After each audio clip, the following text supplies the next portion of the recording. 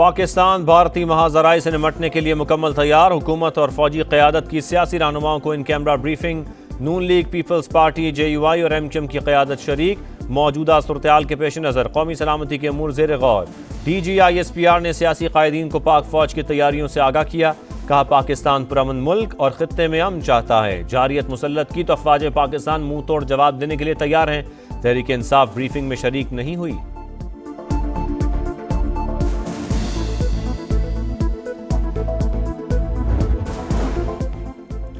وطن اور اس کی سلامتی شخصیات اور لیڈرشپ سے کہیں زیادہ اہم، قومی اتحاد اور یکجہتی کے اظہار کو بانی کی شرکت سے مشروط کرنا عاقبت اندیشی، قومی مسئلے کو بانی کی رہائی سے جوڑنا حب الوطنی نہیں۔ خواجہ آصف کا رد عمل، پروگرام دو ٹوک میں گفتگو کرتے ہوئے کہا، لگتا ہے ان کی ساری توجہ بانی کی رہائی پر ہے، قومی مفادات پر نہیں۔ پاکستان پہل نہیں کرے گا، اگر بھارت نے کوئی حرکت کی تو اس سے دو ہاتھ آگے جائیں گے۔ بھارت کی اشتعال انگیزیاں، پاکستان دنیا کو سچ بتائے گا، اقوام متحدہ کی سلامتی کونسل کو صورتحال سے آگاہ کرنے کا فیصلہ، سنتاس معاہدے کی یک طرفہ معطلی کے خلاف آواز بلند کی جائے گی، عالمی برادری پر واضح کیا جائے گا، بھارتی اقدامات سے امن کو شدید خطرہ ہے، سیکیورٹی کونسل کا اجلاس بلانے کے لیے اقدامات کیے جائیں، نائب وزیر اعظم اسحاق ڈار کی پاکستان کے مستقل مندوب کو ہدایت۔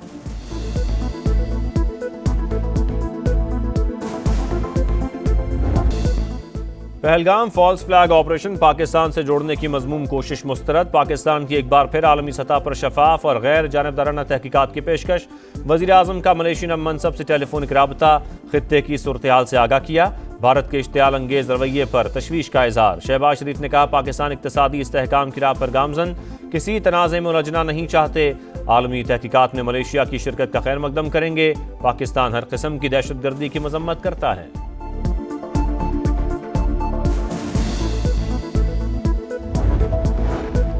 اسحاق ڈار کا روسی منصب سے رابطہ، بھارت کے بے بنیاد الزامات اور اشتعال انگیز پروپیگنڈا مسترد، سرگئی لاروف کا موجودہ صورتحال پر تشویش کا اظہار، تحمل کا مظاہرہ کرنے اور کشیدگی سے گریز کا مشورہ، نائب وزیر اعظم کا ملیشیا کے وزیر خارجہ سے بھی رابطہ، قریبی رابطہ برقرار رکھنے پر اتفاق، سنتاس معاہدے کی معطلی بین الاقوامی قوانین کی خلاف ورزی قرار، وفاقی وزیر داخلہ کی مسقط میں عمانی ہم منصب سے ملاقات، خطے کی بدلتی صورتحال پر گفتگو، جنگ مسلط کی گئی تو بھرپور جواب دیں گے، محسن نقوی کا عزم۔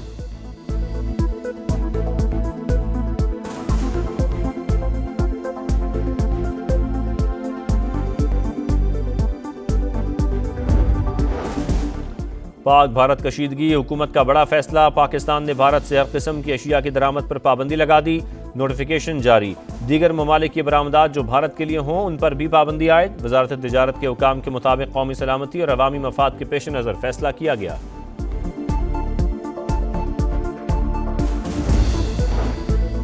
پاک بھارت کشیدگی میں کمی لانے کی کوششیں، ایرانی وزیر خارجہ عباس عراقچی آج ایک روزہ دورے پر پاکستان پہنچیں گے، صدر، وزیر اعظم اور نائب وزیر اعظم سے ملاقاتیں شیڈیولڈ، پاک ایران تعلقات اور خطے کی موجودہ صورتحال پر بات چیت ہوگی، ایرانی وفد اسلام آباد سے منگل کو بھارت روانہ ہوگا۔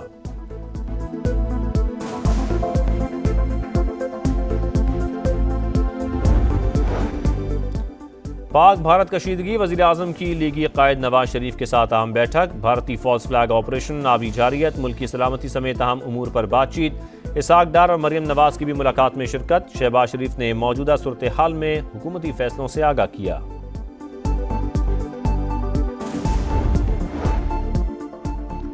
بھارت کا فالس فلیگ آپریشن، OIC کا اظہار تشویش، مقبوضہ کشمیر میں اسلاموفوبیا، نفرت انگیز تقاریر اور مسلمانوں کے خلاف انتقامی حملوں پر شدید تنقید، سیاسی قیدیوں کی رہائی، اقوام متحدہ اور اسلامی تعاون تنظیم کے نمائندوں کو مقبوضہ وادی تک رسائی دینے کا مطالبہ، خلیج تعاون کونسل کا بھی پاک بھارت کشیدگی پر تشویش کا اظہار، فریقین تحمل کا مظاہرہ کریں، مذاکرات سے مسائل کا حل نکالیں، سیکرٹری جنرل کا مشورہ۔ مودی سرکار انسانیت سے آری، پاکستانی خاتون کو ڈیپورٹ کر دیا، 2 برس کی بچی ماں کی جدائی میں غم سے نڈھال، 3 دن سے رو رہی ہے، کھانا بھی نہیں کھاتی، لواحقین کی فیصلے پر نظر ثانی کی اپیل، ہندو انتہا پسندی بھارتی فوج میں پہنچ گئی، مسلمان اہلکار امتیازی سلوک کا شکار، پاکستانی خاتون سے شادی پر CRPF کا اہلکار منیر احمد نوکری سے فارغ، حکام سے اجازت ملنے پر شادی کی، منیر احمد کا عدالت جانے کا اعلان، نئی دلی میں بنگلہ دیشی باشندوں کے خلاف بھی کریک ڈاؤن، 6 خواتین گرفتار۔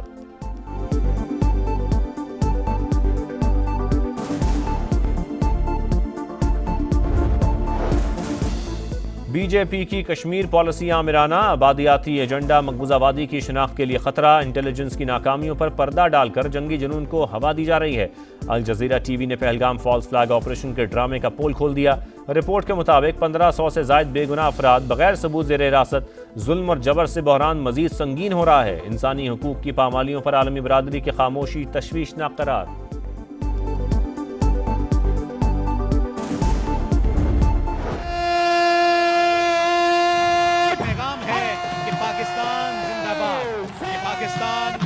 نہ کل جھکا نہ آج جھکے گا، مسلمانوں کے قدموں کی چاپ سرحد پار پہنچ رہی ہے۔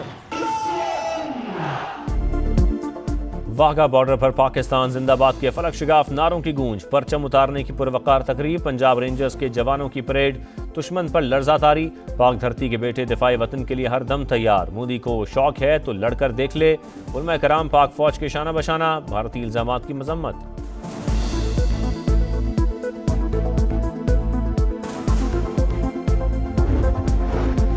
وفاقی وزراء اور وزراء مملکت کی تنخواہوں میں 140% سے زائد اضافہ، 2,18,000 سے بڑھا کر 5,19,000 کر دی گئی۔ اطلاق 1 جنوری 2025 کو ہوگا۔ صدر نے آرڈیننس جاری کر دیا، ایف بی آر کو مکمل بااختیار نگران بنانے اور سی ڈی اے قوانین میں ترمیم کا آرڈیننس بھی جاری۔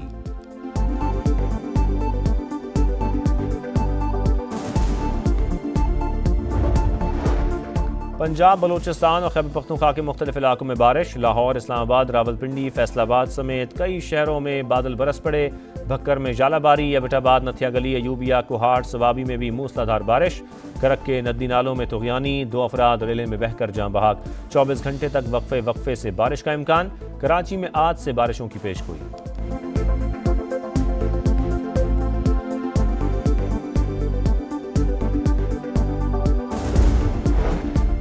فلسطینیوں سے اظہار یکجہتی، کراچی میں ایم اے جناح روڈ پر سیاسی جماعتوں کا غزہ مارچ، لوگوں کی بڑی تعداد میں شرکت، مسلم ممالک مسئلہ فلسطین پر ایک جامع پالیسی کا اعلان کریں، اسرائیل اور بھارت ریاستی دہشت گردی کے مجرم، اسرائیلیوں کے ایک ایک ظلم کا بدلہ لیا جائے گا، مفتی منیب کا خطاب، بھارتی آبی جارحیت، جنگی جنون اور پہلگام فالس فلیگ آپریشن کی مذمت۔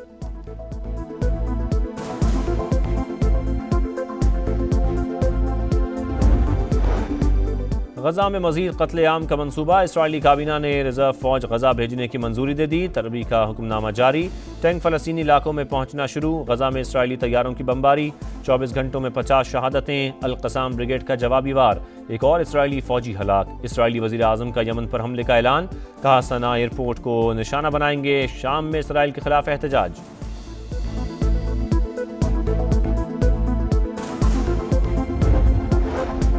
8 سال تک امریکہ کا صدر رہوں گا، جانشین کا اعلان نہیں کیا، روس اور یوکرین کے درمیان امن نہیں ہو سکتا لیکن معاہدہ ہو سکتا ہے۔ امریکی صدر ڈونلڈ ٹرمپ کا انٹرویو، کہا چین پر ٹیرف لگا کر اسے $1 ٹریلین کا نقصان پہنچایا، ایران کو ایٹمی ہتھیار تیار کرنے کی اجازت نہیں دے سکتے۔